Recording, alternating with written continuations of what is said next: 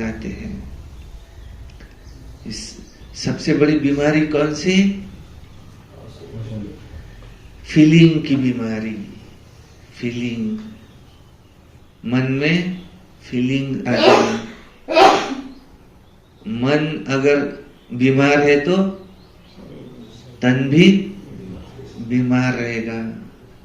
मन अगर खुश है तो तन भी खुश रहेगा। किसी ने थोड़ा भी कुछ कह दिया तो बुरा लगता है, इसको क्या कहते हैं? फीलिंग की बीमारी। ये बीमारी फ्लू की बीमारी से भी खतरनाक, बीमार शरीर भी बीमार कर डालती है। इसलिए बाबा कहते आत्मिक शक्ति के आधार पर तन की शक्ति का अनुभव करने वाले सदा स्वस्थ भव। कहते बहुत दिन से बीमार हूं। तो आशा दीदी क्या कहते? अपने मन को चेक करो, इतना दिन बीमार कैसे है? मन का इफेक्ट तन पे हो रहा है। अगर मन दुरुस्त है तो तन भी दुरुस्त रहेगा।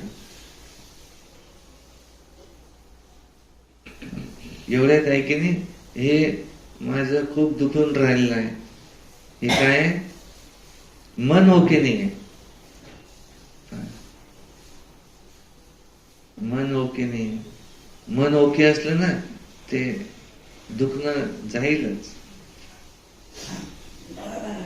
काम केल्यानं तब्येत खराब नाही होत, उलट चांगली राहते. किती मेहनत करा, जास्तीत जास्त काम थकून जाईल, झोपून जाईल. पण मन ओके नाही आहे तर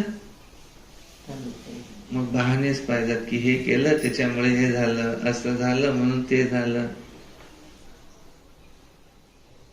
मन दुरुस्त तो तन दुरुस्त. इसलिए मन को आत्मिक शक्ति से ठीक करो, मन मना भाव से ठीक करो.